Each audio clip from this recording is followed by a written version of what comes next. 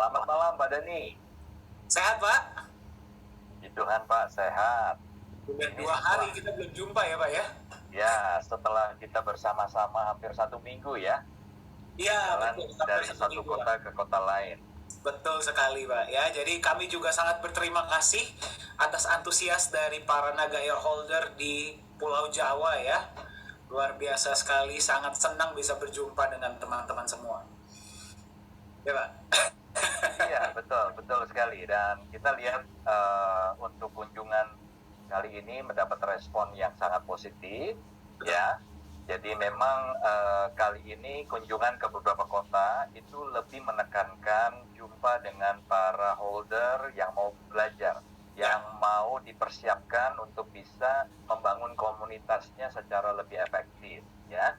Dan kita sudah menemukan ada beberapa orang kunci, dan kita harapkan ke depan ya nanti di kota-kota ini akan berkembang komunitas Nagaya ya, dan tentunya harapannya adalah kita bersama-sama menagayakan Indonesia. Amin. Seperti itu. Amin. Di sini kemarin yang sempat jumpa dengan kami ketika kami touring Pulau Jawa ada di Zoom meeting ini. Boleh tolong angkat tangan? Saya tadi melihat Ibu Titi ada di Kuningan ya. Kuningan tuh sangat indah sekali Pak ternyata Pak ya. Iya betul. Nah, kita berada di satu kafe yang persis depannya itu ada view-nya itu adalah gunung. Itu keren banget sih. Iya. Luar biasa. Ada lagi yang kemarin sempat jumpa dengan kami. Mungkin yang dari Surabaya atau dari Semarang. Oh ada, oke. Semuanya ternyata nggak ada yang angkat tangan Pak. Semuanya kirim chat. Oke, baik.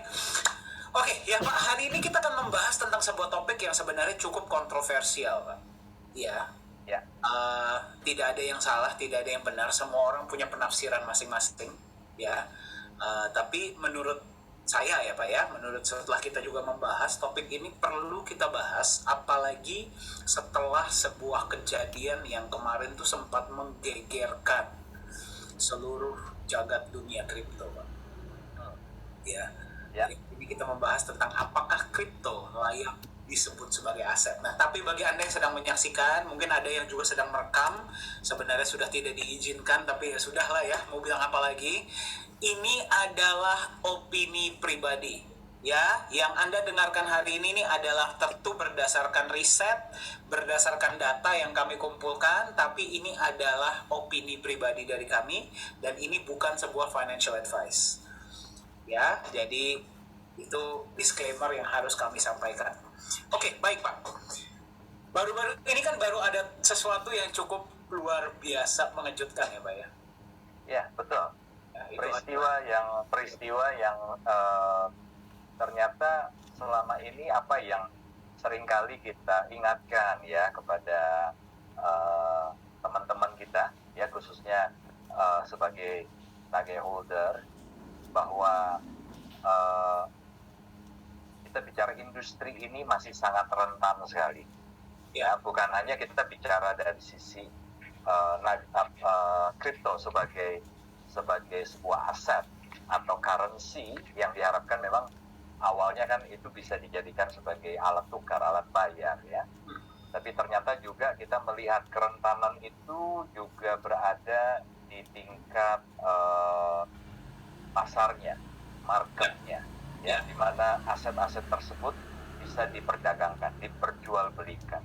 Sangat rentan sekali ya. Itu sebabnya kita di Nagaya wajib lah ya, kalau bisa dikatakan, atau mungkin kita punya sebuah tanggung jawab moral untuk benar-benar bisa memberikan informasi yang berimbang, informasi yang benar, agar tidak banyak ya orang-orang yang mau mencoba untuk membangun kesejahteraan di masa depan, justru sebaliknya Pak Dani ya, pada akhirnya harus mengalami banyak kerugian hanya karena kurang pemahaman ya, kurang pengetahuan, dan tidak paham industri ini sebenarnya seperti apa.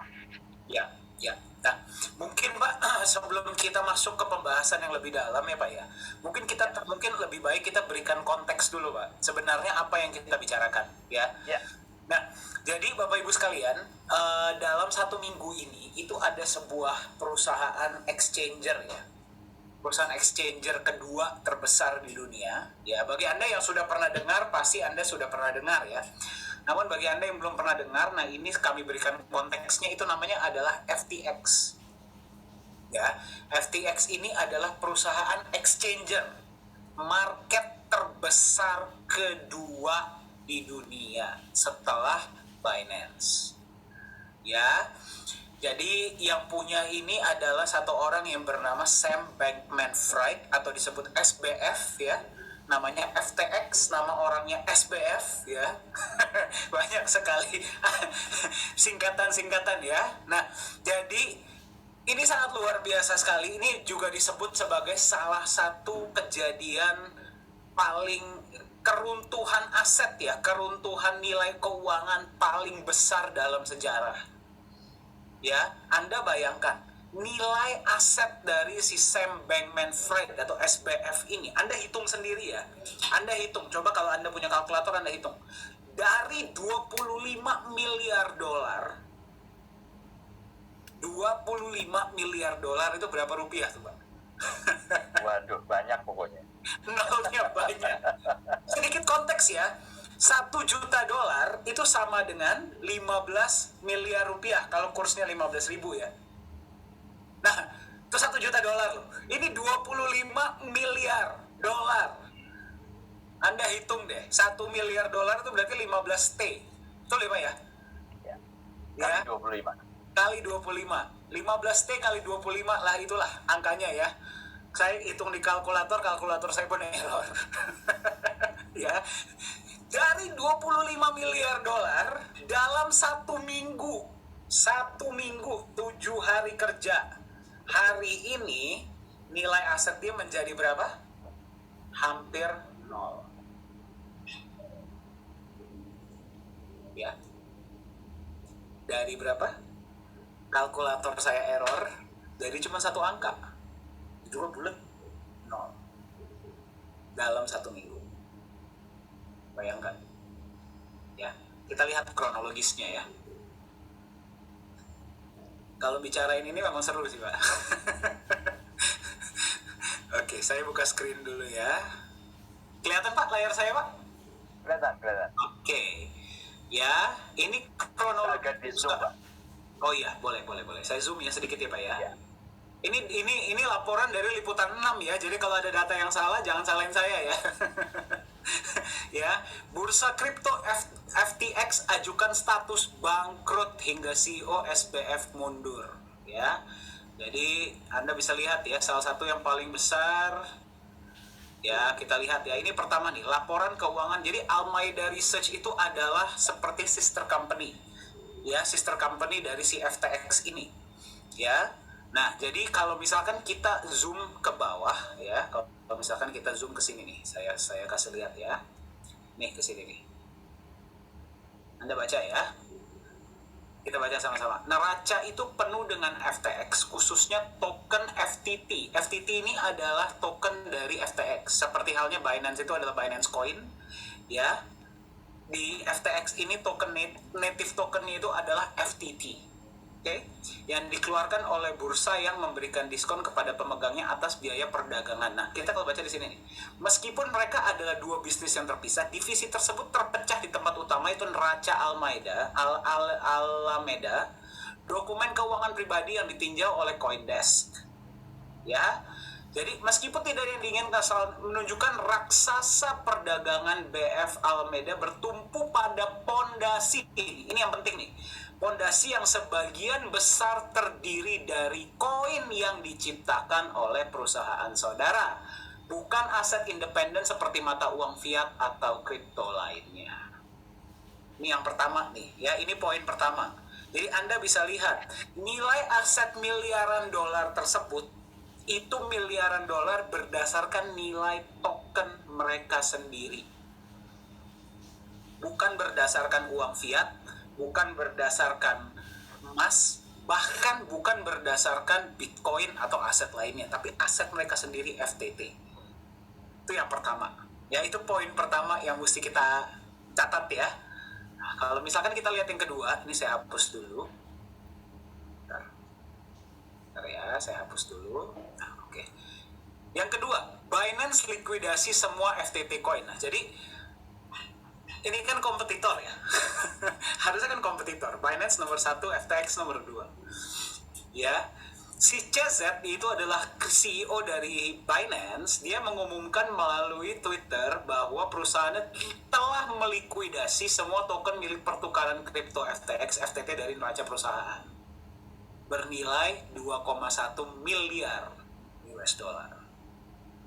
Bayangkan, itu banyak sekali pertanyaan di statement tersebut ya. Ya, jadi Anda bayangkan, hanya gara-gara satu tweet dari si CZ, Chang Peng Zhao, ya, dia punya salah satu exchanger terbesar di dunia, ya, terbesar kedua loh. Bayangkan, hanya gara-gara satu tweet bisa jebol. Hanya gara-gara satu tweet. Itu pertanyaan yang sangat luar biasa dong. Pak, bayangkan Pak, kalau besok misalkan salah satu artis Indonesia gitu nge-tweet tentang bursa saham, bursa efek Pak. Besok tiba-tiba bursa efek jebol gitu. Apa jadinya negara ini Pak? Ya, pertanyaan kedua. Tadi pertanyaan pertama berarti neraca mereka, ya, itu dipenuhi. Mereka bisa bilang, wah kita profitable gitu ya, kita punya nilai aset sekian, ya, itu berdasarkan dari nilai native aset mereka sendiri yang sebenarnya mereka ciptakan, betul nggak? Ya, mereka juga yang bikin kan. Kemarin kita sudah sempat bahas, berapa sih sebenarnya modal untuk bikin token? Bikin token berapa sih modalnya? Dan Anda bayangkan, Anda bikin satu perusahaan, ya, ini satu perusahaan nih ya. Ini satu perusahaan, ya. Neracanya, isinya, Anda bilang Anda itu nilai aset Anda berdasarkan sebuah aset, tanda kutip, yang Anda bikin sendiri.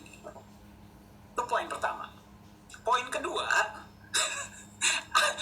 ada satu orang yang nge-tweet gitu ya, tiba-tiba satu perusahaan ambruk. Itu pertanyaan kedua. Berarti rentan banget dong. Ya, rentan banget dong. Yang ketiga, poin yang ketiga, kok bisa? Ya, ini kemarin sempat kita bahas juga dengan Pak CEO ya, Pak Yohanes ya Pak ya. Bisa si CZ bisa punya aset senilai 2,1 miliar dari nilai aset kompetitornya dia. Apakah berarti dia dikasih? Gak mungkin dong mereka beli. 2,1 M. Itu bukan angka kecil, Pak. Iya, betul sekali. Ya, 2,1 miliar dolar itu bukan angka kecil, Bapak Ibu. Ya, bayangkan. Jadi, kok bisa sih? Ya, FTX ini dia dimiliki 2,1 M. Dan kalau dia likuidasi semua 100%, berarti memang nilai asetnya FTX-nya dia 2,1 miliar dolar, betul nggak? Dilikuidasi semua. Apakah semudah itu? Ya, berarti exchanger yang ada dengan semudah itu bisa digoyang oleh faktor-faktor di luar mereka. Jadi kembali kita bertanya kepada diri kita sendiri dong, Pak. Ya, kalau ada orang yang bilang koin yang sudah masuk market itu sudah pasti aman. Yang benar. Ya, ini nomor 2 terbesar loh di dunia. Satu cuitan selesai. Ya. Nah, ini yang paling menarik nih, Pak. Nilai X token, Pak. Ya, ini mungkin kalau saya bisa bilang ini Terra Luna versi 2 nih, Pak. Walaupun Terra Luna turunnya lebih parah ya. Iya. Tapi ini ya nggak kalah heboh lah. Anda lihat nih ya, kita lihat ini coin market cap ya. Nilai tertingginya mereka, ini saya ngambil data 3 bulan saja ya, nggak usah kita ngomongin belakang-belakang. Nilai tertingginya mereka kemarin itu dari berapa? 27 US dollar. Hari ini nilai asetnya berapa? 1,5 dolar per FTT. Ya. 27 jadi 1,5 dolar. Pertanyaan saya, apakah yang begini layak Anda panggil aset? Ya, apakah yang begini layak Anda sebut sebagai aset? Ya, nah ini satu lagi poin yang mau saya angkat. Jadi tadi ada 4 poin ya Pak ya. Ya. Yang pertama, berarti neracanya dari si exchanger ini itu dipenuhi hanya dengan aset yang mereka buat sendiri, Pak. Jadi bukannya, ini kita ngomong berarti tentang apa namanya likuidasi dari si aset tersebut. Ya, likuidasi dari si aset tersebut. Biasanya kan ya kalau misalkan kita taruh uang di exchanger, itu ada liquidity pool. Liquidity poolnya itu bisa dalam bentuk, ya harusnya ya dalam bentuk uang tunai ataupun aset-aset lainnya ya. Iya dong, Pak? Ya, betul. Kalau enggak, ya berarti isinya angka semua dong itu. Ada apa di dalam situ? Nah, ini terbukti dan mereka sekarang kan menyatakan kebangkrutan kan. Berarti Anda bayangkan, nilai aset mereka 100% itu ada di dalam aset native mereka sendiri, yaitu adalah FTP. Bayangkan, dari Anda taruh dana Anda di FTX, oke, Anda taruh Bitcoin Anda di FTX, Anda taruh Nagaya Anda di FTX, ya, tidak di backup oleh nilai aset lain yang setara dengan itu, tapi mereka menyimpan dalam bentuk aset mereka saja. Nah, pertanyaannya, mereka kan dapat duit juga, itu duit kemana? Kenapa mereka tidak gunakan uang tersebut untuk jadi liquidity? Kenapa mereka justru taruh dalam bentuk aset mereka? Berarti ya angka kosong di backup oleh angka kosong dong. Ya, itu yang pertama. Tadi poin pertama. Poin kedua, hanya dengan satu tweet. Nah, inilah yang namanya House of Cards. Ya, Bapak Ibu ya, kalau Anda pernah dengar istilah tersebut, itu adalah House of Cards. Jadi sebuah rumah yang dibuatnya dari kartu. Tinggal Anda senggol dikit, rubuh itu rumah. Ya, tinggal disenggol dikit, rubuh itu rumah. Ya, hanya dengan satu tweet, rubuh. Satu exchanger rubuh. Ya, poin ketiga, gimana caranya Binance bisa punya segitu banyak FTP padahal mereka kompetitor. Yang keempat, Anda lihat, nilai aset turun dari 27 dolar, ternyata 28 Pak, 28 dolar menjadi 1 dolar, sehingga ya, ini menariknya nih. Kalau misalkan kita lihat, sebentar saya hapus dulu ya. Ini kita lihat ya.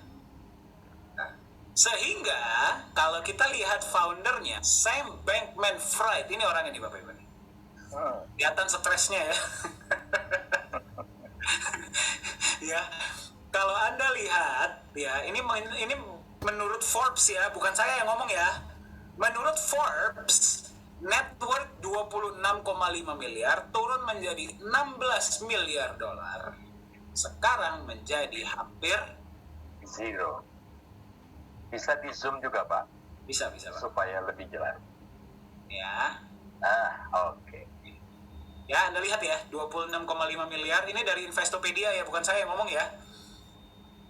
Turun jadi 16 miliar, turun menjadi hampir 0 dalam waktu 1 minggu.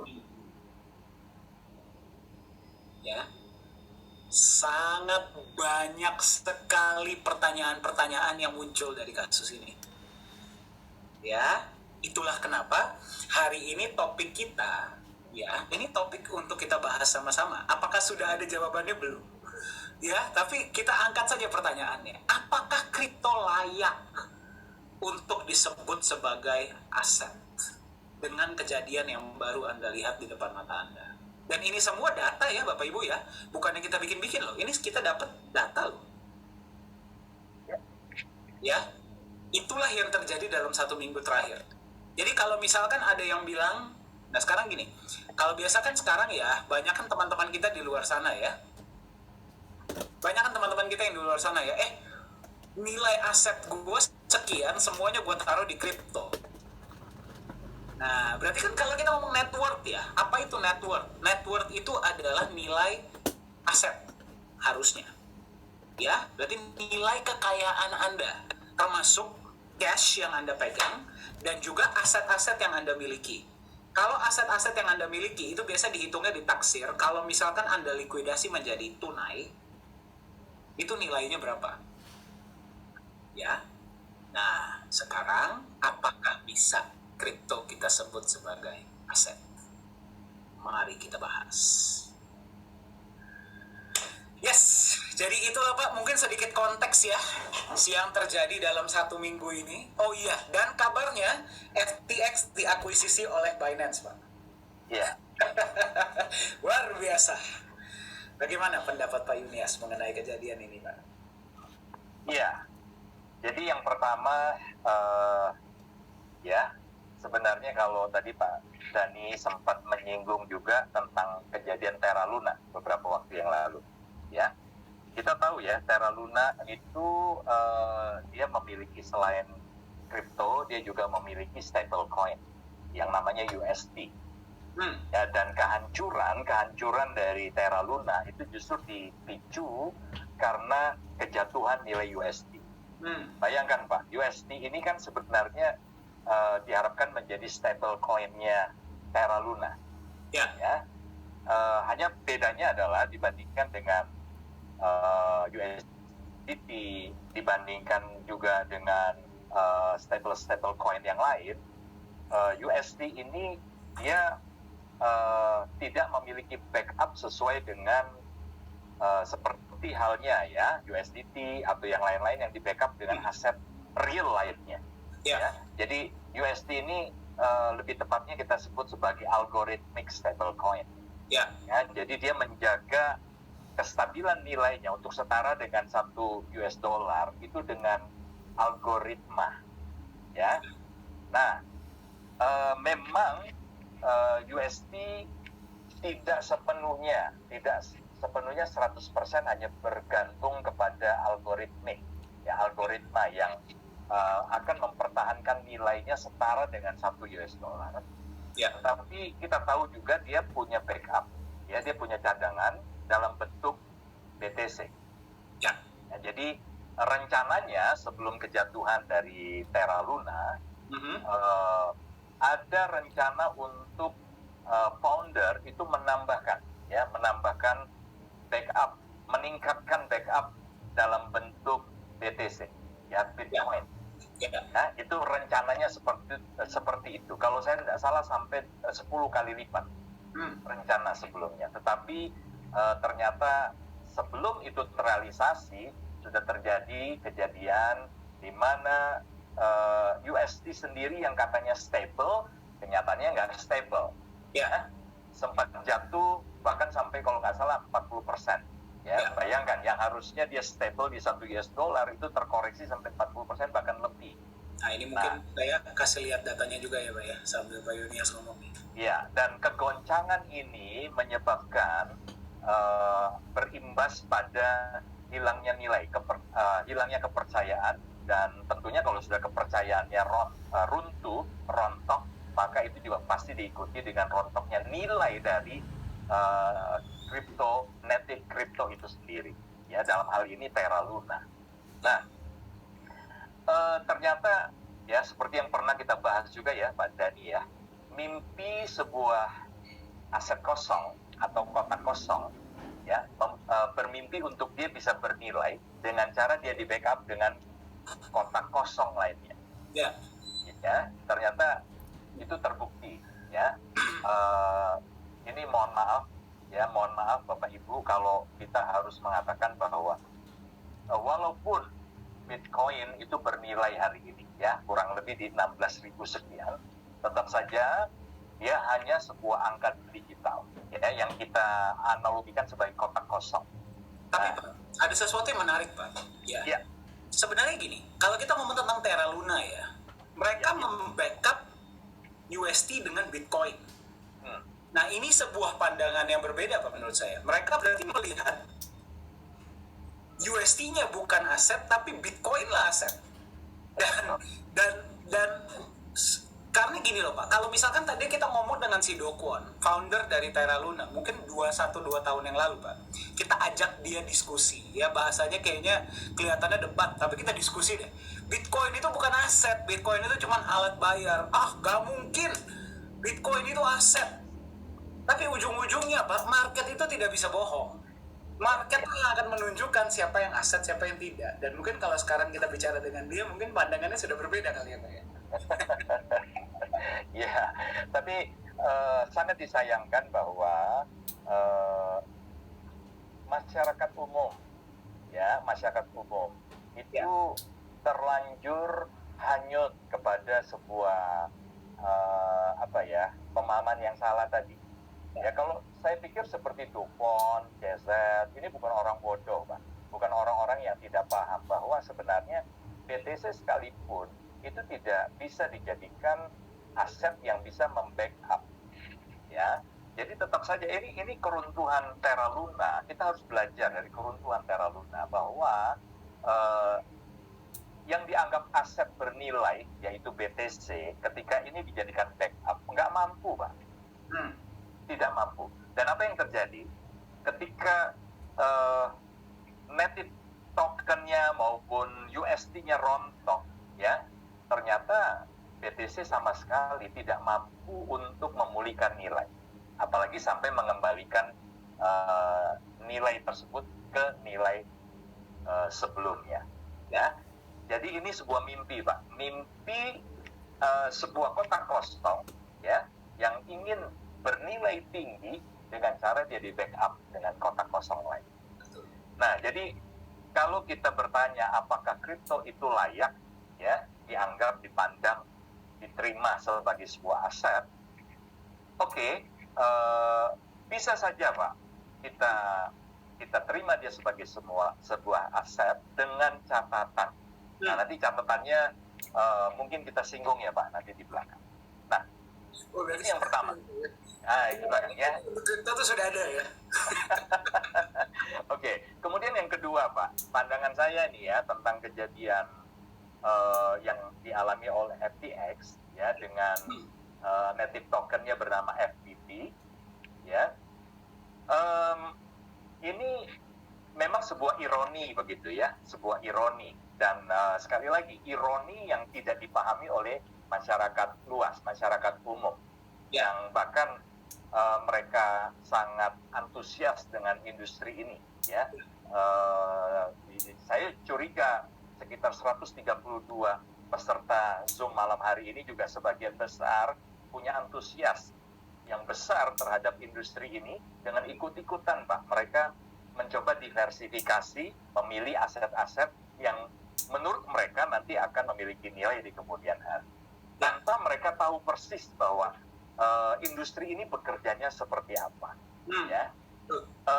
Dari kejadian FTX ini kita akhirnya terbuka nih, semakin sadar bahwa ternyata market, ya, FTX ini kan market, Pak.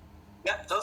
Ya, yang tadi Pak Dhani sudah jelaskan bahwa sebagian besar likuiditas mereka itu berasal dari native token, ya, native token mereka. Nah, selama native tokennya bernilai, ya, maka seolah-olah mereka punya sebuah nilai likuiditas yang begitu besar. Ya, tadi katanya berapa? 25 miliar US dollar ya, Pak, ya? Ya. Ya, itu kurang lebih sih mungkin ya di 375 triliun, Pak. Oh, berarti kalkulator Bapak nyampe ya, Pak ya? Kurang lebih, Pak, kurang lebih ya. Nanti teman-teman yang lain coba dihitung lagi. Kurang lebih ya, Bapak Ibu, ya, mohon maaf ya, karena nolnya banyak banget. Ya. Nah, tapi itu semua kan angka nilai taksir dari native tokennya yang memang waktu itu mencapai nilai market yang cukup punya nilai lah, ada angkanya begitu. Ya. Nah, tetapi satu hal lagi kita nggak pernah tahu, ya, apakah FTT token yang beredar itu sesuai nggak dengan realita token yang dimiliki oleh khususnya orang-orang yang punya kepentingan di sini. Nah, contohnya seperti CZ, ya, dia ternyata punya 2,1 miliar 2,1 miliar token ya Pak ya, betul ya? 2,1 miliar US dollar. Nilai dari si token yang dia mau cairkan waktu itu. Ya. Nah, terus ada lagi satu dokumen yang bocor sebenarnya Pak. Ya, dan ini memicu kepanikan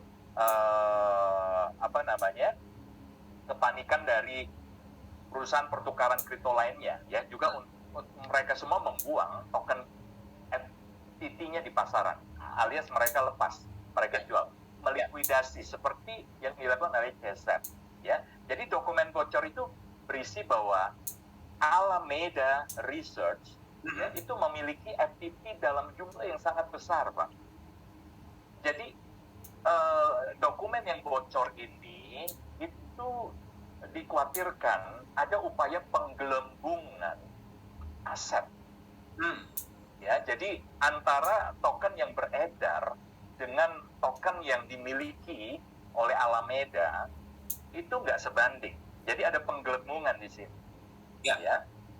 Dan ini belum lagi seperti ya boleh ya kita curiga ini bukan sebagai sesuatu yang bisa kita pastikan bahwa CZ itu membeli, ya bisa jadi dia menerima itu entah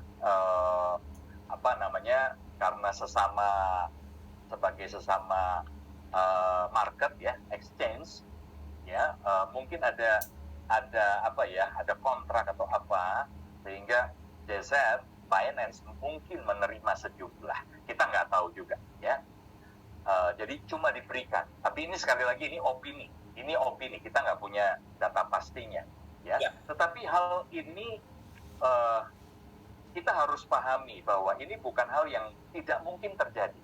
Kenapa? Karena ingat pertukaran token dan sebagainya itu bisa saja dimanipulasi ya, karena di back office-nya itu bisa diatur. Betul. Ya? Nah, ini yang Anda harus paham. Ya.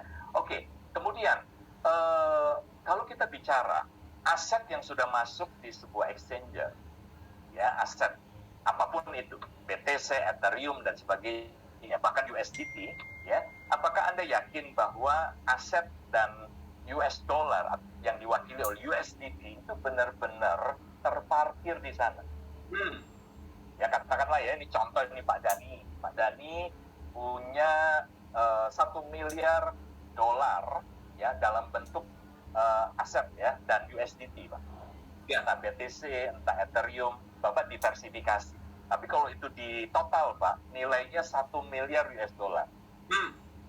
Pak Dani yakin bahwa 1 miliar US dollar aset plus USDT Bapak itu terparkir di sana, atau sebenarnya detik ini juga itu sedang jalan-jalan kemana-mana Pak? Betul. Ya, good point Pak. Betul. Jadi sebenarnya ini yang terjadi Pak, ketika CZ dia nge-tweet bahwa dia sedang melakukan likuidasi. Ya token FTT-nya itu yang senilai 2,1 miliar dolar itu Pak, dan itu menyebabkan dorongan untuk terjadinya panic selling terhadap token ini. Dan kita lihat ya SBF ya itu mengumumkan ya kebangkrutan ya sebagai bukti bahwa dia nggak punya likuiditas. Betul. Ya likuiditasnya itu tidak mampu untuk membackup rush yang terjadi di market dia saat itu. Nah ini ada poin menarik karena Bapak mention tentang apakah benar aset yang masuk ke dalam exchanger itu benar atau tidak ada di sana. Ini sebenarnya ada sebuah contoh lain Pak, yang sebenarnya mungkin nggak apple to apple ya. Nggak apple to apple, tapi ini juga bisa menunjukkan sebenarnya seperti apa sih regulasi di dalam dunia kripto itu. Ini mungkin contohnya saya pakai USDT Pak. Iya. Memang yang satu aset, yang satu exchanger ya. Tapi Anda bisa lihat USDT ini dikatakan adalah aset stablecoin US dollar nomor 1 di dunia, betul? Ya, mereka sudah beroperasi kalau saya nggak salah dari tahun berapa? 2015 ya Pak ya, kalau saya nggak salah. Ya, lebih kurang ya. 2015. Anda lihat ini ya. Nah, saya share screen. Ya, Tether prepares full audit to improve USDT reserve transparency. Nah, dari kata ini sudah ada improve saja sudah tanda tanya besar. Ini maksudnya improve apa gitu loh. Berarti kan yang sebelumnya belum baik mau dijadikan baik, betul nggak sih? Ya, betul. Dan tadi kita berbicara full audit. Mereka sudah beroperasi dari tahun 2015. Anda lihat berita ini tanggal berapa? Saya zoom ya. 21 Juni 2022. Berarti baru tahun ini. Ya, baru tahun ini mereka, jadi gini loh, selama ini kita beroperasi, kita menjalankan hal-hal ini dengan asumsi bahwa USDT kita itu sudah pasti di backup 1:1 dengan US dollar. Ya, pertanyaannya siapa yang tahu? Betul nggak sih? Betul. Kita hanya bisa tahu kalau ada external party, institusi independen yang ngecek dong. Betul nggak? Ya. Ya, soalnya yang kita pegang itu adalah angka. Yang kita pegang itu adalah USDT. Yang kita pegang bukan US dollar. Ya, mereka baru diaudit tanggal 21 Juni loh 2022 dan hasil auditnya, Pak. Ini yang paling luar biasa, Pak. Ya. Hasil auditnya kemarin muncul, ya. Nah, ini saya share screen juga ya, Pak ya. Ya. Hasil auditnya muncul, held 75% of its reserve in cash and cash equivalent. Kelihatan nih pakai layar saya ya? Kelihatan. Ya. Jadi kita lihat nih, commercial paper made up 65% share. Commercial paper itu apa? Ya, commercial paper itu berarti apa? Itu adalah pinjaman swasta. Jadi mereka meminjamkan uang kepada perusahaan-perusahaan swasta.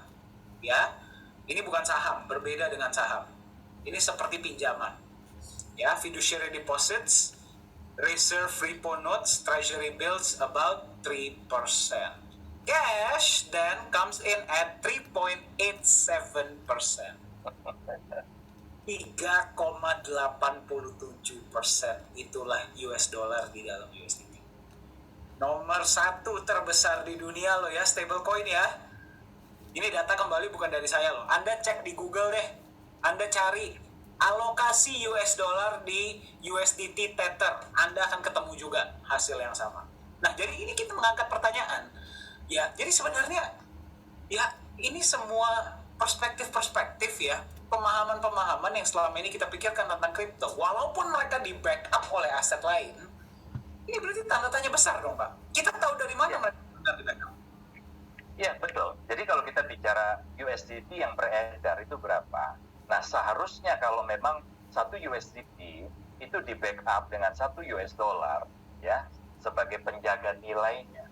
Nah, pertanyaannya, apakah benar, ya, developer dari USDT itu benar-benar menyimpan sejumlah US dollar sebanyak USDT yang beredar? Betul. Ya, dan kita tidak pernah tahu, ya, dan tidak ada yang bisa mengaudit karena memang tidak ada kewajiban. Ya, Tidak ada kewajiban untuk diaudit. Jadi teman-teman kita harus bisa melihat, ya, inilah industri kripto yang sesungguhnya, di mana semua orang bisa secara latah, ya, berbicara, apalagi mereka sampai melabeli diri mereka sebagai salah satu expert misalnya. betul. Ya, padahal sebenarnya ujung-ujungnya expert ini dalam pengertian mungkin lebih kepada memahami sinyal-sinyal trading dan sebagainya. Ya sebenarnya kita juga nggak bisa nyalahin mereka sih ya, Pak ya, karena gini loh, Pak. Ini pendapat saya ya, Pak ya. Dunia ini masih baru. Ya. Dunia ini masih baru. Ini uniknya dunia kripto ya, Bapak Ibu ya. Industri yang masih baru dan langsung masuk ke industri teknologi. Ya. Dan sekarang luar biasanya adalah yang paling banyak bermain di dunia teknologi itu adalah generasi Y ke bawah kan, Pak? Ya. Generasi Y, generasi Z. Ya, karena uniknya adalah mereka yang senior-senior, apalagi yang sudah di dunia investasi, beli aset itu sudah berpuluh-puluhan tahun, yang biasa beli aset dengan fundamental, Pak, hampir gak ada yang mau Pak beli kripto, Pak. Ya, Karena buat mereka ini bercanda. betul. Ya, dan ya di sebuah industri yang sedang sangat berkembang, Mbak, apalagi di dunia teknologi di mana kita semua sangat terhubung dengan sangat mudah. Sekarang saya bisa berbicara dengan Anda di bagian Indonesia manapun Anda berada, bahkan di negara lain.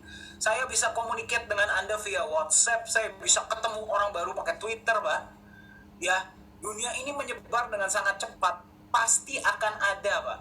Pasti akan ada toko-toko yang mengambil kesempatan, mereka lakukan sesuatu, dan karena mereka melakukannya terlebih dahulu, dan mereka sudah berada di dunia itu secara panjang, mereka menganggap diri mereka expert. Tapi apakah berarti mereka yang sudah di sana paling lama sudah pasti paling benar? Itu yang mesti Anda tanyakan kepada diri Anda sendiri. Betul. Ya, saya lanjutin sedikit. Silakan, Pak. Jadi teman-teman, Bapak Ibu, ya, ada satu hal yang kita harus kritisi, ya. Ketika Anda ingin mengambil keputusan apakah Anda akan mengakuisisi atau membeli sebuah aset kripto, salah satu yang harus Anda cek adalah berapa besar, ya, dana yang mereka siapkan di liquidity pool mereka. Dan itu harus, ya, kalau bisa dalam bentuk minimal USDT, ya, US dollar atau USDT, ya, bukan dalam bentuk native token atau native coin mereka, ya. Anda harus pastikan liquidity poolnya berisi berapa, ya. Jangan sampai nanti 1 triliun token yang beredar, ya, tetapi, ya, liquidity poolnya itu cuma berisi katakan 1 juta US dollar. Waduh, itu celaka Bapak Ibu, ya. Jadi kalau ada 1 miliar token yang beredar, lalu kemudian liquidity poolnya itu berisi hanya 10.000 US dollar, ya, 100.000 US dollar, Anda harus waspada. Sebab ketika terjadi rush, ya, di mana orang rame-rame melepas aset mereka, pasti akan kesulitan likuiditas. Dan yang terjadi seperti yang dialami oleh FTT, ya. Nah, karena kita hari ini nggak membahas tentang secara khusus liquidity pool, ya, karena kalau kita membahas liquidity pool itu kita harus buka satu-satu, ya. Contoh seperti kita mau token ABC, kita mesti buka itu, dan tentunya nggak etis kali ya Pak Dani, ya, kalau dalam forum seperti ini kita harus tanda kutip menelanjangi mereka. Tapi ini kita memberitahu kepada Anda supaya Anda ketika Anda ingin memilih sebuah aset, ya, kripto yang Anda pikir ini akan menjadi aset masa depan buat Anda, salah satunya adalah pastikan berapa nilai yang mereka letakkan pada liquidity pool mereka, ya. Nah, bagaimana pertanyaannya kalau dengan Nagaya? Bapak Ibu, Nagaya liquidity poolnya itu berupa emas yang sudah tersimpan di The Safe House Singapura atau yang saat ini bernama The Reserve, dan yang kedua dalam bentuk USD pending, ya. Jadi memang masih ada dalam bentuk US dollar yang masih pending, yang menunggu giliran untuk dikonversi menjadi emas murni yang akan disimpan di The Safe House atau The Reserve Singapura. Itu likuiditas kita, ya. Jadi kita perlu berbangga karena minimal 50% dari aset Anda itu sudah di backup dengan emas, ya, dan US dollar, ya. Itu liquidity kita, liquidity pool kita, luar biasa. Dan yang terakhir Pak Dani, menyikapi kejadian FTT dan FTX tadi, ini berarti membuka mata kita bahwa ternyata yang paling penting, ya, itu kita sendiri harus, ya, memastikan aset yang kita miliki itu punya fundamental yang baik, ya. Pak Alfian itu beberapa hari terus, ya, menulis seandainya market kripto semua sudah kehilangan kepercayaan, ya, lalu bagaimana nasib dari aset-aset tersebut? Apakah masih bisa diperjualbelikan? Dan pada akhirnya kita tahu, mungkin kembali ke konsep ya, proof of work sejati. Ya, ketika Bitcoin pertama kali dilahirkan, diciptakan di 2008 dan awal 2009, itu kan sebenarnya murni Pak, diciptakan untuk peer-to-peer. Ya, belum ada yang namanya market. Market ini kan karena melihat sebuah peluang, ya. Ya, ada pengusaha-pengusaha yang melihat bahwa ada sebuah peluang di sini yang kosong yang bisa mereka manfaatkan lalu mereka ciptakan, ya, yang menjadikan akhirnya market ini menjadi pihak ketiga lagi. Padahal cita-citanya, ya, Bitcoin adalah untuk menghilangkan peran pihak ketiga, yaitu market, supaya peer-to-peer. Ya, jadi teman-teman ketika market sudah kehilangan kepercayaan, apakah aset, apakah kripto yang dianggap sebuah aset itu, ya, masih bisa diperdagangkan, masih memiliki nilai, ya, dan bisa diperdagangkan secara peer-to-peer. Nah, pada akhirnya kita harus bicara sebentar, Pak Dhani, kalau waktunya cukup, ya, aset yang bisa diperdagangkan di luar market, saat ini market sudah tidak ada lagi, kehilangan kepercayaan, aset seperti apa? Ya, dan kita bersyukur sekali sebenarnya sudah ada contohnya, Nagaya. Nagaya dipersiapkan untuk sebuah kondisi yang paling ekstrim. Ya, ketika kiamat kripto terjadi, ketika katakanlah ya belum kiamat tetapi market juga kehilangan kepercayaan, ya, maka Nagaya tetap saja akan menjadi sebuah aset yang nyaman untuk bisa diperdagangkan secara peer-to-peer. Betul sekali. Seperti itu, Pak. Betul, setuju sekali Pak. Jadi sebenarnya intinya adalah di sini kita berbicara tentang beberapa hal ya Bapak Ibu ya. Yang pertama adalah setransparan apa aset ya. Saya pakai tanda kutip ya, karena mereka menyebut kripto ini sebagai aset ya. Jadi setransparan apa kripto ini ya. Yang pertama, yang kedua adalah kita harus bisa bedakan Bapak Ibu ya. Kita harus bisa bedakan yang mana kripto aset, yang mana cryptocurrency. Ya, yang mana kripto aset, yang mana cryptocurrency. Nah, jadi ini yang menurut saya cukup unik ya, Pak ya. Banyak orang yang berpikir kalau mereka ini adalah sebuah cryptocurrency, mereka otomatis menjadi kripto aset. Ya. Jadi kalau mereka adalah cryptocurrency, otomatis menjadi kripto aset. Yang benar. Alasannya apa? Ini yang kemarin ya bagi teman-teman yang sudah jumpa dengan kami, ya. Ini kita akan membahas mengenai ini dalam beberapa waktu ke depan ya. Kita akan fokus ke sini. Cryptocurrency dan kripto aset. Ini apa hubungannya sebenarnya? Ya. Nah, bagi teman-teman yang berjumpa dengan kami, ya, di tour Jawa kemarin ini beberapa kali kita ulang ya. Cryptocurrency, kripto ya, teknologi kripto itu sangat berhasil menurut saya ya.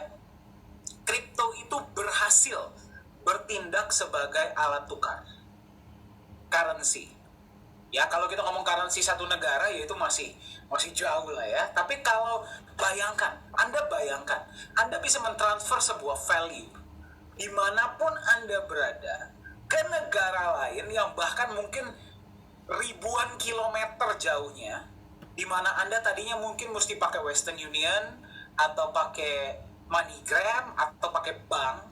Yang pertama prosesnya Pak lama banget, yang kedua biayanya mahal, yang ketiga kebutuhan syarat-syaratnya itu luar biasa banyak.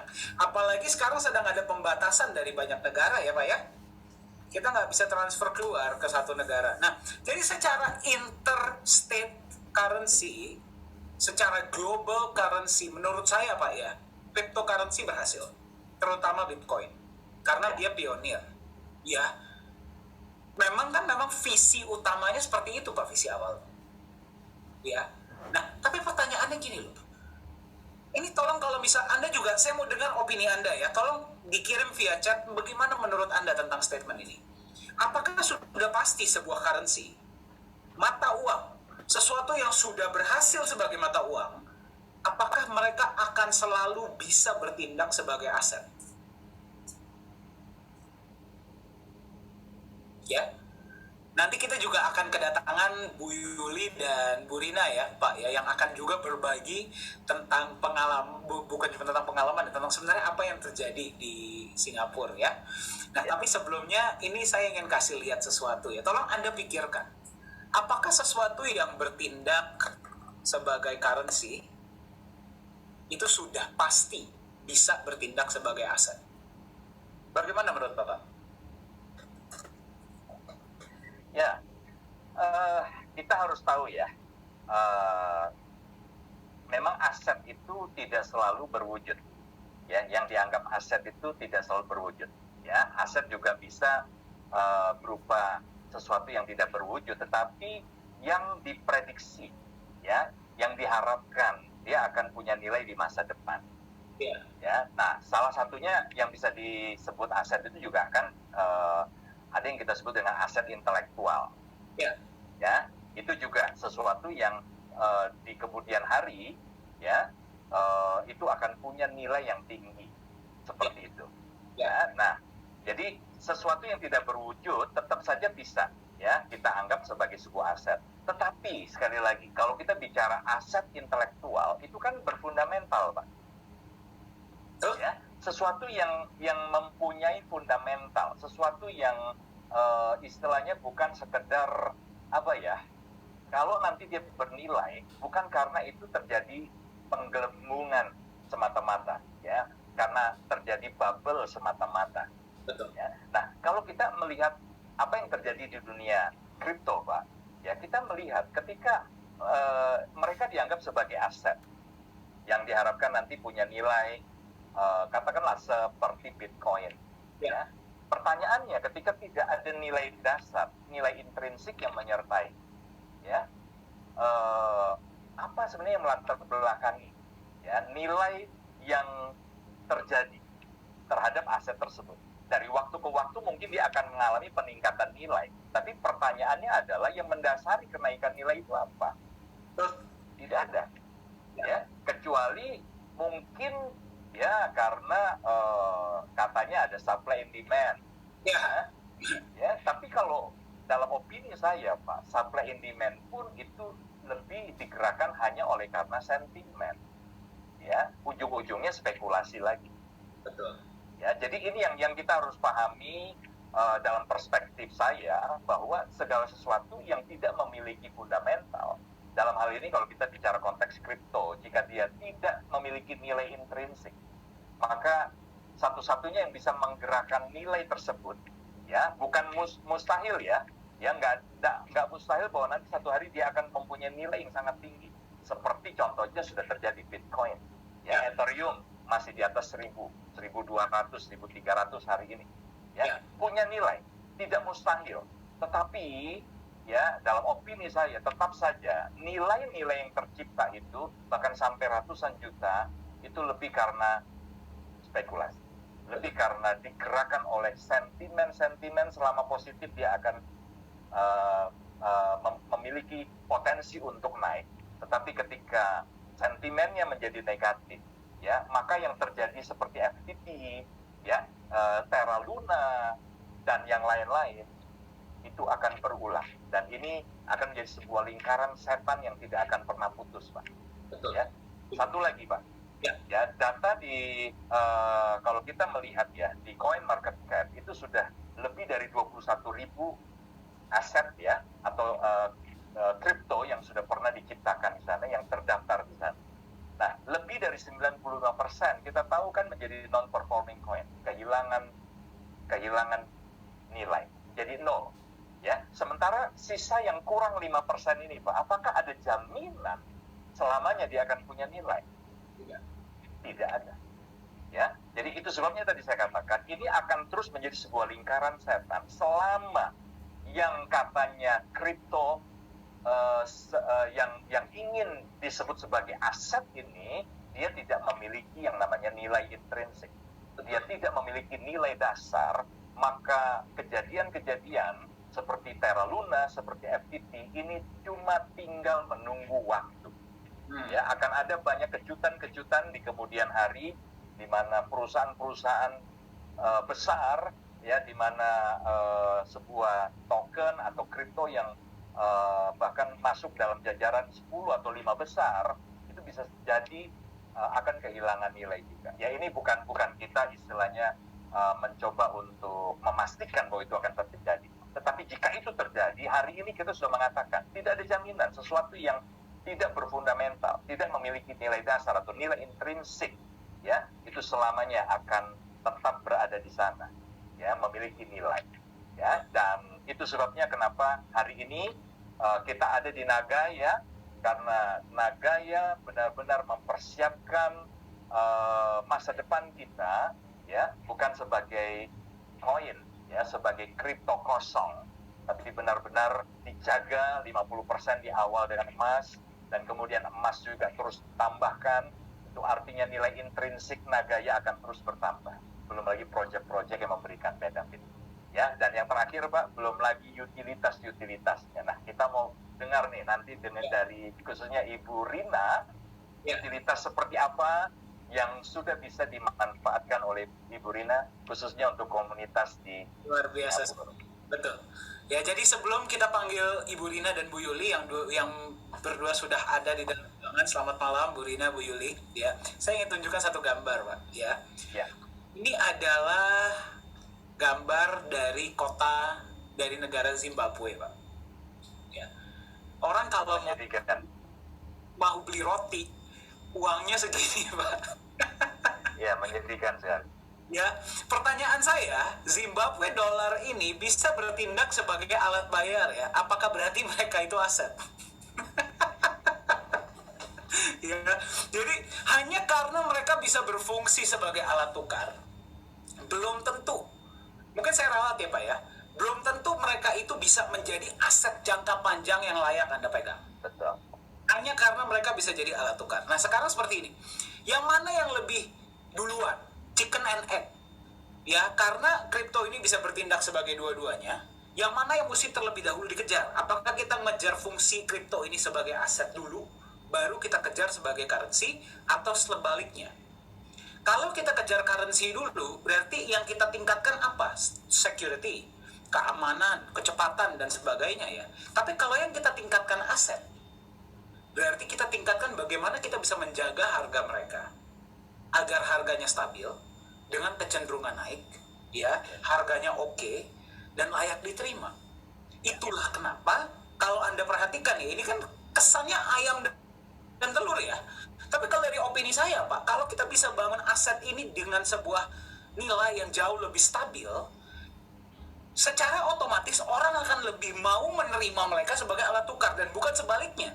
Itulah kenapa mau nilai dolar naik atau turun, mau nilai mata uang naik atau turun, kita kasih emas sebagai alat bayar, orang masih akan tetap mau terima. Betul nggak? Betul. Ya, betul sekali. Itu menjaga nilai loh. Jadi kalau kita bisa jaga nilai dari kripto aset tersebut, secara otomatis kalau nilainya bagus, apalagi memberi manfaat, orang itu akan terima sebagai alat tukar. Dan bukan sebaliknya. Itulah kenapa Nagaya menggunakan strategi yang berbeda. Karena kita menjaga nilai, kita buat nilai Nagaya ini bagus, secara otomatis orang-orang akan mau menerima sebagai alat tukar. Nah, sekarang jangan cuma dengarkan saya dan Pak Yunias. Kita akan dengarkan langsung dari co-founder dan COO dari Nagaya Technologies, Ibu Yuli, dan holder Nagaya dari Singapura, Bu Rina. Nah, ini cerita yang sangat luar biasa sebelum kita panggil mereka, Pak, ya. Ya. Bu Rina ini sudah berada di Nagaya bahkan sebelum kita, Pak. Betul.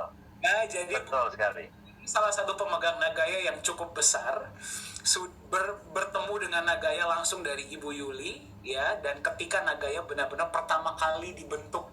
Jadi benar-benar tahu lika-likunya, ya, sejarahnya seperti apa, dan sampai hari ini bahkan ada beberapa hal-hal luar biasa yang beliau bisa lakukan dengan Nagaya secara pribadi, bukan dari perusahaan loh. Ini sebagai utilitas. Jadi tanpa berlama-lama lagi, mungkin saya akan panggil saja langsung, ya. Ada Ibu Yuli. Bu Yuli pasti Anda sudah kenal, ya, co-founder dan Chief Operating Officer dari Nagaya. dan Ibu Rina. Sebentar, saya akan panggil dulu ke depan. Oke, Bu Yulinya sepertinya belum. Sebentar. Mana ya? Iya ya. Oh, Bu Rinanya sepertinya keluar. Sebentar.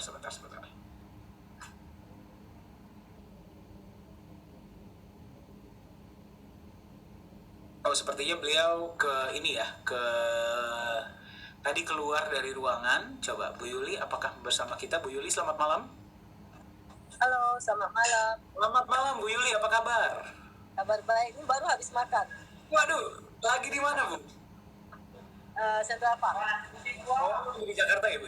Belum balik Singapura? Belum, besok. Besok. Oh, besok. Oke Bu. Selamat malam Bu Yuli. Bu Yuli masuk nih, langsung rame loh Bu chatnya Bu.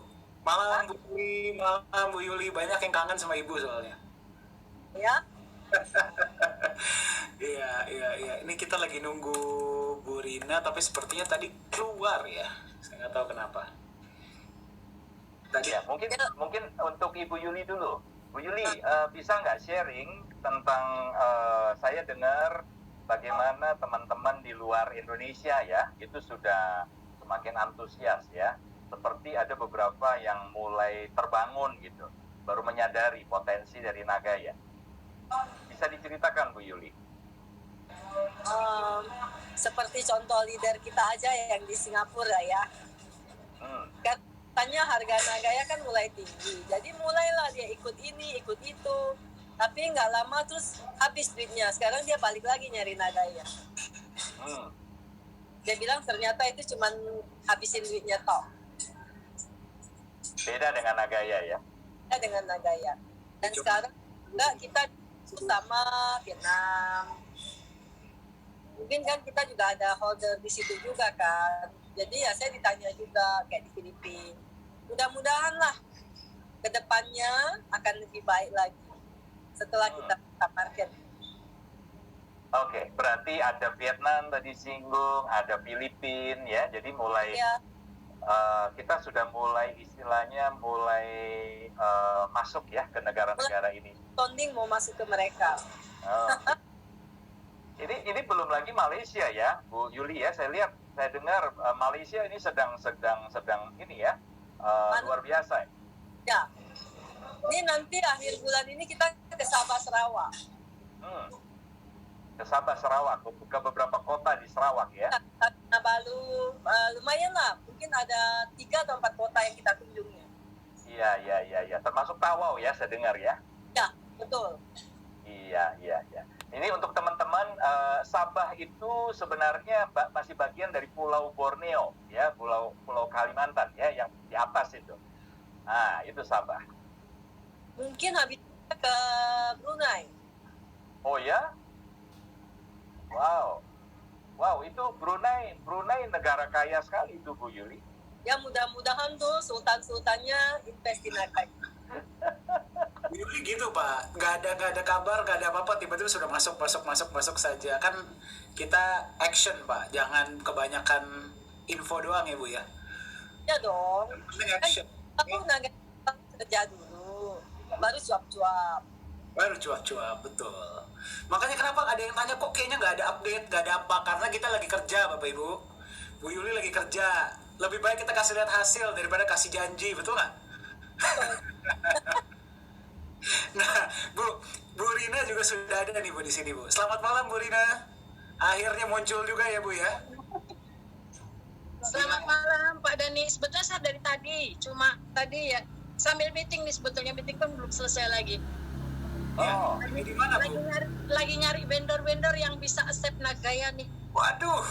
Supaya utility-nya lebih lebih banyak.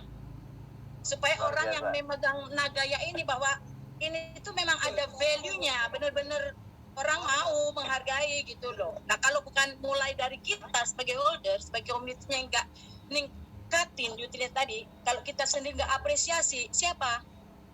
Ya. Kan harus dimulai dari kita dulu. Kita belajar dari Bitcoin, kan mereka holdernya kan sangat apresiasi terhadap koin yang mereka pegang. Oh iya. Tapi kita pun istilahnya confident lah ya, kita confident karena Nagaya bukan kain kosong. Betul sekali. Kita tahu itu, Nagaya bukan kain kosong. Kalau kosong kita juga nggak sebegitu gimana mau confident ya, kan gitu. Karena kita tahu benar, Nagaya itu koin yang ada isinya yang backupnya itu ya, yang satu dunia pun tahu ada nilainya itu emas. Walaupun di awal hanya 50%, hanya separuh, but still it's a value.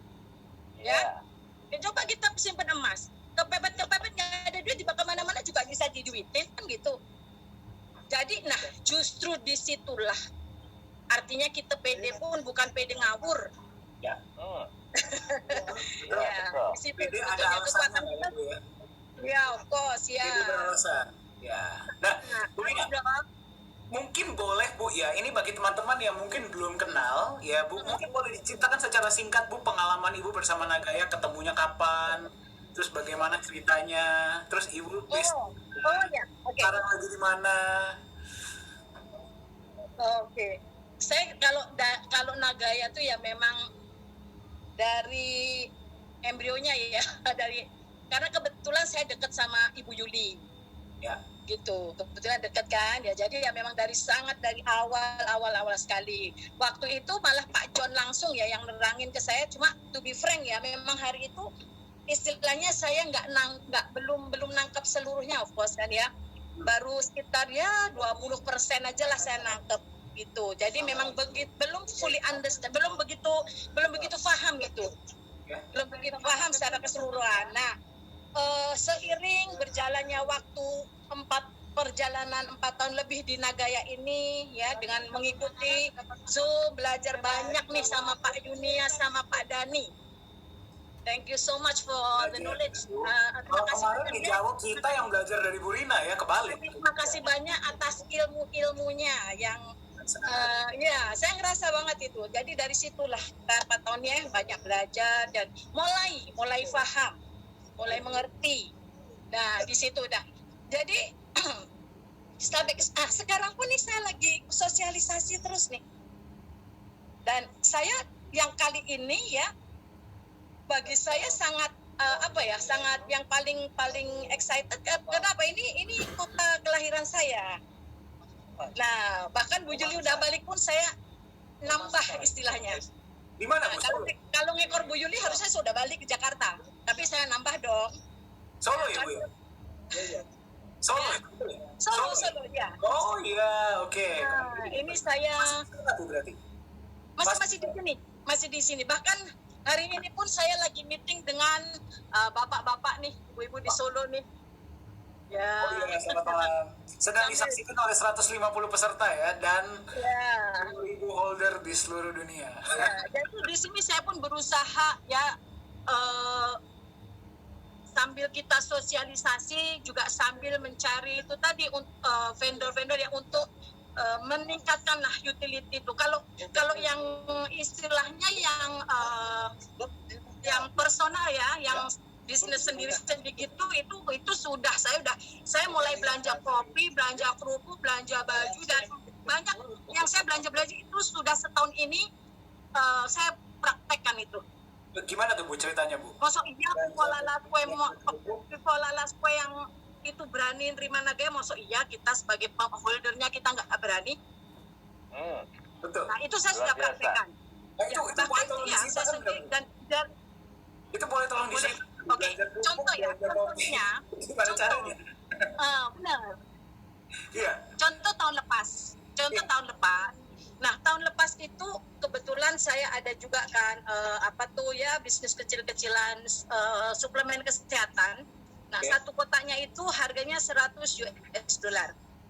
Jadi di tahun lepas, di waktu Nagaya harganya 1,9, itu saya bilang bayar aja deh pakai Nagaya, saya bilang gitu. Nah, itu dibayarnya 48, sekian. Tapi saya bilang ya udahlah kamu bayar pakai Nagaya, saya diskon kamu 48 aja. Sebetulnya tujuan saya itu untuk mengedukasi lah. Biar orang tuh kan kadang-kadang kalau praktek kelihatan, itu aja sebetulnya tujuan saya. Jadi dia bayar 48, ya. Nah, per hari ini suplemen yang harganya $100 itu cukup dibayar dengan 27 koin. Kalau Pak Dani gimana? Hah? Bulan ini Pak Dani makan-makan nih, bayar 10 nagaya. Iya. Berapa waktu lagi Pak Dani makan lagi dengan harga yang sama, turun bayarnya cuma 9, 8, 7, lama-lama cuma 1 nagaya. Menarik banget. Iya. Nah dari situ Kesannya orang tambah itu murah, Bu. lebih cepat gitu loh nangkepnya itu. Dan Iya. itu Iya. terbukti. Itu artinya nilai nagaya yang terus meningkat. Betul sekali. Nah, kita tadi kan kita naik meningkatnya dari mana? Kan kita juga punya proyek yang sebagian keuntungannya itu buat nambah backupnya itu sendiri. Ya. Nah, jadi backup kita pun itu emas tadi yang juga mengangkat nilainya. Iya, menarik ya, Bu. Ya, berarti tadi kan Sangat. Nah, ketika harga makanan misalkan, Bu, ini menarik sekali, Bu. Ya, harga makanan kesannya kan tambah turun. Padahal kalau kita ketahui harga nagaya yang naik dibandingkan dengan rupiah atau Singapore dollar atau apapun. betul sekali. Wow. Sekali. Ya. Jadi orang Sementara- kan melihat ya sebetulnya kalau kita gunakan naga itu, kita menyimpan naga itu, wah penghematannya berasa. Penghematannya sangat berasa itu. Jadi Wah, ya. itu juga yang akan mendorong. Apalagi kalau teman-teman yang di Malaysia dengan ringgit yang makin tangganya itu lagi turun ya sekarang ya. Betul. Lagi turun Yes, terus. itu juga Termasuk rupiah. memberi mereka semangat untuk lebih nagaya. Soalnya di situ bulan depan beli naik lagi, bulan depan beli naik lagi, bulan depan beli naik lagi. Dan naiknya Bapak Ibu ya, ini sebagai bukti ya. Naiknya itu bukannya naik tanpa alasan loh. Kalau naik tanpa alasan, harga nagaya naik, misalkan kita berikan kepada orang lain secara peer to peer, gak ada yang mau terima. Tapi tetap ada yang mau terima, itu berarti harganya naik beralasan. Karena memang aset harga. Betul ya Bu Rina ya? Betul sekali. Gimana Bu? Mereka pikir juga buat apa saya terima, betul nggak? Maaf, ya kenapa Pak Dani? Nggak, berarti berarti kan ada yang bilang naiknya. Bu Rina bisa dengar kita Bu? Ya itulah rada-rada ini tadi. Oke, sinyal oke ya Bu ya? Bukan, apa bisa diulangi Pak Dani apa tadi Ya, pertanyaannya? berarti kita bisa melihat ya harga nagaya naik, walaupun harga naik, tapi Oh, tetap sangat signifikan. ya, tetap ada yang mau menerima. Itu bukti bahwa nilai asetnya naik, bukan sembarangan dinaikkan harga gitu loh. Betul ya, tadi kan karena ada kan yang penambahan yang backupnya tadi bertambah terus dari proyek tadi ya, sebagian dibagikan kepada kita, sebagian lagi untuk menambah emasnya. Justru dari itulah maka nilainya pun meningkat. Nah, Pak Dani, satu lagi, kalau kita membeli aset ya, maka gini loh, hanya untuk pengetahuan aja lah, istilahnya pandangan saya pribadi lah ya. Kalau kita beli aset, misalnya kita beli emas ya, kita beli emas mau beli 100 gram kayak 1 kilo sekalipun, kita simpan 10 tahun juga nggak jadi 11 kilo, nggak naik, kan gitu. Nah, menariknya di Nagaya tadi karena ditambah, justru di sini itu jadi kita punya nilai plusnya. Karena emasnya bertambah, betul. Dan Betul. Sebagiannya, jadi buat teman-teman semua hanya perlu, saya sendiri pun di awalnya pun saya memang bingung, nggak ngerti, nggak paham. Tapi dengan itulah kita berulang-ulang, lihat videonya Pak Dani aja deh yang terus yang presentasinya itu diulang-ulang, nanti paham sendiri. Nah, ketika paham enak itu kita. Nah, kita saya aja sampai sekarang ini kalau ditawarin apa-apa boleh, mau, ini bagus, mau, tapi saya bayar pakai Nagaya ya. Nagaya itu apa sih? Nah, mulai dari situ kita share. Makanya itu saya berhasil dapat kopi dari Nagaya, bukan hanya kopi, dapat macam-macam produk semua ini. Mungkin dalam waktu dekat ini kalau yang baru-baru ya belum mengerti, tapi nanti biasanya itu saya akan follow up setelah beberapa bulan. Baru itu ya keren banget Bu, keren banget. Dan sekarang ini ya teman-teman semua, saya juga lagi pengen istilahnya pengen nanti itu kita di Singapura ya, saya ingin mempersiapkan tempat-tempat, jadi teman-teman yang punya bisnis apapun tuh saya kumpulin ntar ya. Nanti saya juga minta izin sama Bu Yuli tuh di kantor tuh, kita cari kantor yang lebih besar. Supaya apa? Supaya oke, ya udah teman-teman semua ini siapa dari Indonesia, ayo jalan-jalan ke mini Pivolala Square dah, shopping dulu sebelum shopping ke Korea. Ya dong. Nanti ini naga ini laku enggak ya? Nah, bukti ke Singapura dulu sebelum ke Korea. Dan di sini pun komunitas pun merasa terbantu juga. Sekarang oke, you punya apa, ayo sini. Jadi kita supermarket mendadak nih. Saya punyanya beras lebih bagus, bisa ditukerin beras.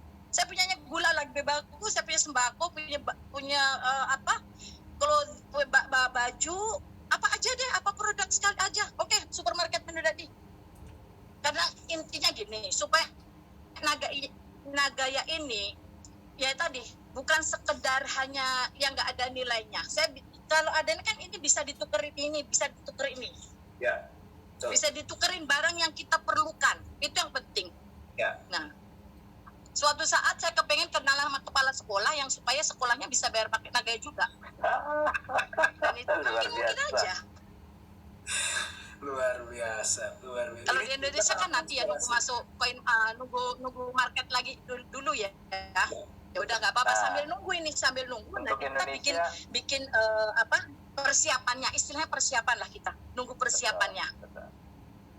Oke. Kita mempersiapkan aja lah. Ini Jadi mungkin saya minta di sini kita saling mensupport, saling bekerja sama supaya ya nanti kalau Nagaya meledak, semua manfaatnya buat kita semua. Ketika Nagaya meledak. Ya, semua kan butuh perjuangan. Betul.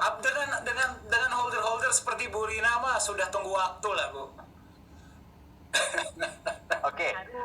Bu Rina, Ya. Pak Dhani, kita mesti disclaimer dulu nih, karena ini kan pengalaman Bu Rina di Singapura ya, artinya sudah ada gagasan mau bikin semacam supermarket dadakan ya, dan sesama holder dari Indonesia itu bisa kumpulkan mereka yang punya produk apa itu bisa kumpul di satu tempat dan mulai transaksi. Sekarang menggunakan apa transaksinya? Menggunakan Nagaya sebagai alat bayar. Itu luar biasa ya. Nah, hanya ini untuk teman-teman yang ada di Indonesia, kita harus sampaikan bahwa alat tukar resmi di Republik ini hanya rupiah. Ya, jadi ini sebuah gagasan yang disampaikan oleh Ibu Rina untuk nanti kita pikirkan seperti apa yang tidak melanggar ya peraturan perundang-undangan yang berlaku di negeri kita, di negara kita. Ya, jadi hanya itu yang perlu saya sampaikan, dan tolong jangan sampai pernah mengatakan bahwa Nagaya bisa jadi alat tukar di Indonesia. Ya, jangan pernah ya, karena memang alat tukar kita resmi hanya rupiah saja. Tetapi ide, gagasan yang disampaikan oleh Ibu Rina itu coba Bapak Ibu secara kreatif kita memikirkan utilitas ya, seperti di Indonesia kan kita sudah bisa pakai ya Nagaya ini untuk klaim voucher diskon di hotel yang ada di Bali. Nah, dalam waktu dekat juga Pak Dhani dan Bu Rina, Bu Yuli, nanti kita juga akan undang manajemen dari Dana Yoda ya, untuk beliau bersama-sama di sesi Zoom seperti ini ya. Bisa jadi nanti hari Jumat depan Pak Dhani dengan Dana Yoda, bisa jadi ya. Nah, sekaligus nanti kita akan bicarakan seperti apa utilitas Nagaya ya, untuk bisa klaim voucher yang ada di Dana Yoda. Ya mungkin itu saja yang saya perlu ingatkan kawan-kawan, supaya nanti jangan kemudian sampai salah paham. Bikin supermarket dadakan di Indonesia lalu pembayarannya pakai Nagaya, nanti jadi masalah ini. Bu Rina jadi sangat Kita sama kita. Itu kita sama kita. Kita sama kita, antar kita aja. Gitu. Ya. Khusus buat keluarga Nagaya, Pak Yunias. Buat keluarga Nagaya, ya. Oke, TST lah istilahnya ya, tahu sama tahu. Antara kita aja gitu. Ya, tapi memang pesan ini Bu, ya cerita ini sangat menginspirasi ya, dan ini juga menunjukkan ya. Ya, jadi banyak orang yang kripto di luar sana itu mengatakan kripto kalau belum masuk market tidak bisa jadi bukan alat tukar ya, mungkin transaksi. Siapa bilang itu kan bukan tentang market, tapi tentang asetnya itu sendiri bisa nggak diterima oleh orang lain. Nagaya membuktikan ya bahwa sebagai aset, karena kita bangun tadi ya, kembali ayam dan telurnya. Ya, kita mau bangun cryptocurrency-nya dulu atau crypto aset. Karena Nagaya fokus membangun aset, secara tidak langsung, secara otomatis orang akan mau terima aset tersebut sebagai alat bayar, walaupun dia belum masuk market. Ya, jadi ya ini membuktikan mitos tadi, Bu Rina, ya, bahwa teman-teman di Singapura dan teman-teman di Malaysia dan negara-negara lain mau, kata kuncinya adalah mau secara sadar menerima Nagaya sebagai alat bayar, sebagai transaksi ya, tentu tergantung regulasi negara masing-masing ya, tapi mau menerima gitu loh. Itu kan berarti kan asetnya punya nilai, bukan cuma tentang aset ini bisa jadi alat tukar. Ya, luar biasa sekali, Bu. Ini sangat menginspirasi.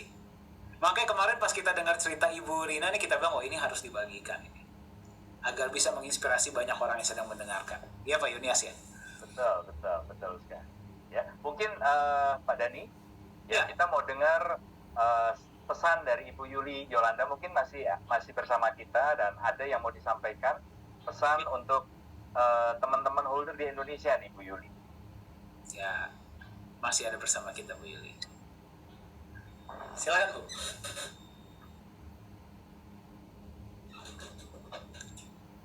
Bu Yuli, bisa? Ya, yang Yes, nggak silakan. kedengaran tadi. Kenapa? Boleh diulang?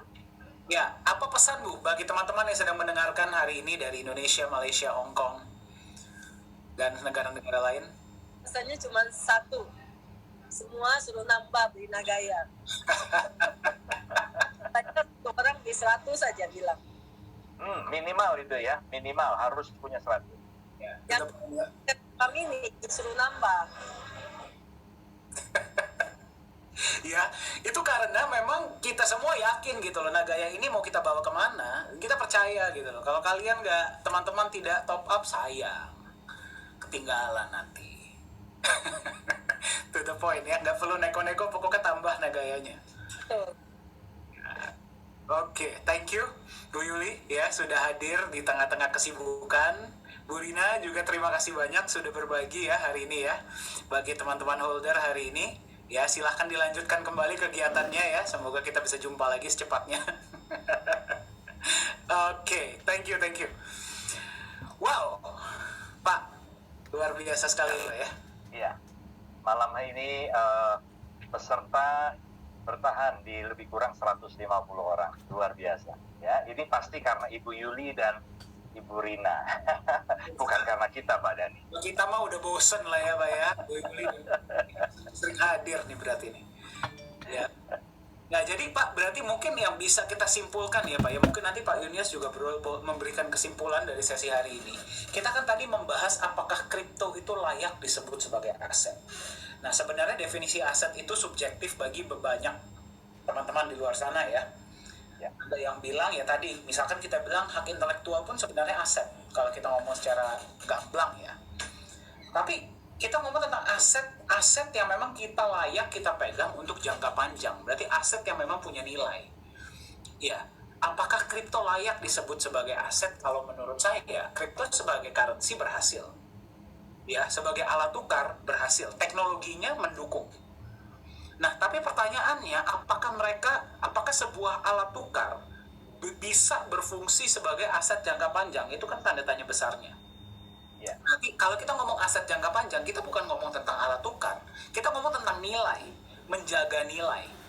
Ya, sampai hari ini apapun yang terjadi dengan nilai harga dolar, harga kripto segala macam, ya, kita kita beli sesuatu, maksudnya kita tukar dengan emas, orang masih terima.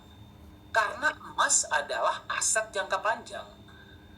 Ya, jadi inilah sebuah bukti bagi Anda yang sedang menyaksikan bahwa menciptakan aset terlebih dahulu dan menciptakan alat tukar itu bukan ayam dan telur.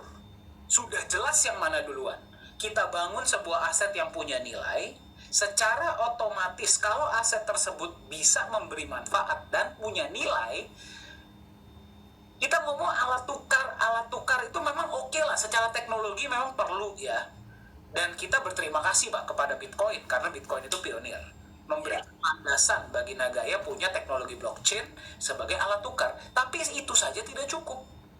Ya, jadi kalau kita ngomong tentang alat tukar, kalau aset ini punya nilai, ya walaupun dia itu belum listing di market, ya walaupun dia itu teknologinya bukan yang paling canggih seluruh dunia, tapi karena dia punya nilai, orang secara sadar, itu kata kuncinya ya, secara sadar dan sukarela mau menerima aset tersebut sebagai alat transaksi.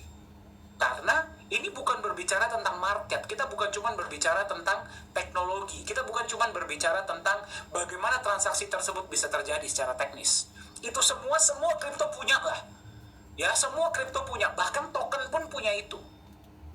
Ya, pertanyaannya adalah bagaimana nilai tersebut bisa terjaga. Dan dari cerita Bu Rina tadi, ya kita sudah lihat bahwa ada orang-orang di luar sana yang mau secara sadar menerima Nagaya untuk transaksi, kembali tergantung regulasi negara masing-masing ya, walaupun Nagaya belum listing.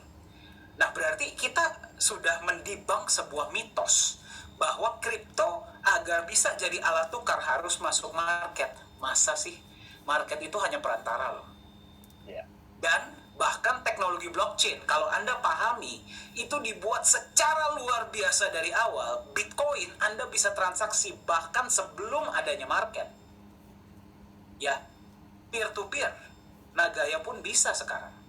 Ya, market itu adalah perantara untuk jual beli. Tapi apakah market menentukan apakah aset tersebut, layak bisa dijadikan alat transaksi? Belum tentu. Apalagi kalau market saja tidak, apalagi coin market cap yang jelas-jelas punyanya market. FTX beberapa minggu yang lalu nomor 2 di CMC loh untuk exchange.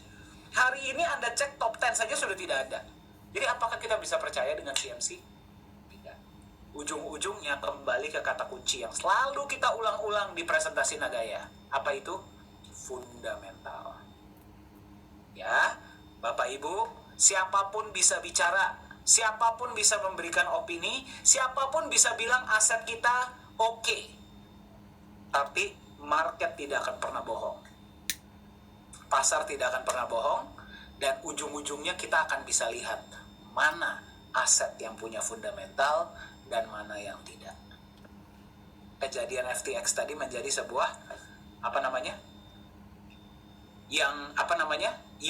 kejadian FTX tadi menunjukkan bahwa ujung-ujungnya market menentukan, ya, jebol kan nilainya. Ya, jadi mungkin itu saja yang ingin saya sampaikan Pak untuk sesi hari ini. Ya, apakah kripto layak disebut aset atau tidak?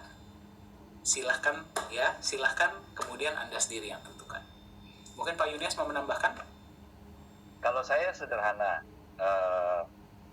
saja ya, apakah kripto itu layak disebut sebagai sebuah aset? Ya, kalau tadi Pak Dani sempat menyinggung pasar tidak pernah bohong ya, maka saya tambahkan perilaku juga tidak pernah bohong. Ya, apa maksudnya? Jika sebuah kripto itu Anda simpan dan Anda nyaman, Anda merasa nyaman untuk Anda simpan, Anda pegang dalam jangka panjang, ya, maka dia bisa dianggap layak untuk dianggap sebagai sebuah aset, ya. Tapi jika perilaku Anda memperlakukan aset yang katanya aset itu begitu nilainya naik sedikit Anda lepas, ya. Kenapa? Karena Anda khawatir, ya, sebentar lagi nilainya akan jatuh. Maka sebenarnya kripto model seperti itu sangat tidak layak untuk disebut aset. Ya, mungkin lebih tepatnya itu adalah aset-aset yang hanya menjadi kendaraan buat spekulasi. Tetapi jika Anda ya tidak perlu mempertimbangkan banyak hal dan Anda tetap merasa nyaman untuk pegang dia dalam jangka panjang dan Anda bisa tidur nyenyak, maka kripto tersebut itu sangat layak untuk Anda anggap atau sebut sebagai aset. Nah, pertanyaannya, apakah Nagaya ya itu Anda bisa pegang dalam jangka panjang dan Anda tetap merasa nyaman, Anda bisa makan enak, tidur nyenyak? Jika ya, maka saya mau katakan Nagaya layak untuk disebut aset. Itu saja Pak Dhani. Mantap sekali sesi hari ini, terima kasih Pak Yunias ya. Sesi hari ini mudah-mudahan bermanfaat ya bagi Anda yang sedang menyaksikan. Bermanfaat. Boleh saya lihat jempolnya kalau bermanfaat buat Anda? Boleh saya lihat di chat kalau ini bermanfaat buat Anda? Mesti kita bikin sering-sering sesi seperti ini. Preparasinya itu loh Bapak Ibu. Ya, apalagi untuk ngundang Bu Yuli dan Bu Rina ya, sangat tidak mudah ya, karena beliau juga sangat sibuk. Terima kasih Bu Rina sudah hadir, Bu Yuli di tengah-tengah kesibukannya sedang meeting ya, bisa hadir di sesi hari ini berbagi kepada teman-teman. Terima kasih banyak ya. Jangan keluar dulu Bapak Ibu karena kita setelah ini akan foto bareng ya. Jadi memang di Nagaya fokus kami adalah mengedukasi. Ya, di Nagaya tidak ada pemaksaan, Anda mau beli berapa, Anda mau beli bagaimana, terserah Anda masing-masing. Yang penting Anda paham konsep dan Anda paham sebenarnya Anda tuh berada di industri apa sih. Ya, dan bagaimana cara main industrinya. Apapun yang kita berikan di sesi Nagaya ini, yang kita berikan secara cuma-cuma ya, gratis ya. Ini kalau dijadiin seminar nih mahal loh, karena kulit semua.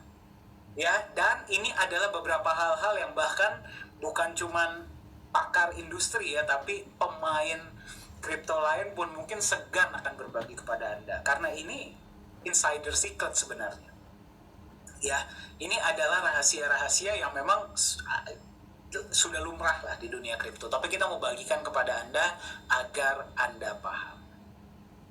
Ya, agar Anda paham apa yang Anda beli dan Anda tetap memegang Nagaya di jangka panjang. Mari sama-sama kita definisikan ulang industri kripto, kita ciptakan sebuah revolusi dan kita buat standar baru. Agar ke depannya kalau ada orang yang mau bikin kripto, acuannya adalah Nagaya. Setuju? Setuju. Oke, sebelum kita close, mari kita foto bareng dulu, dijalankan kameranya. Ini bisa 2 halaman nih kayaknya hari ini.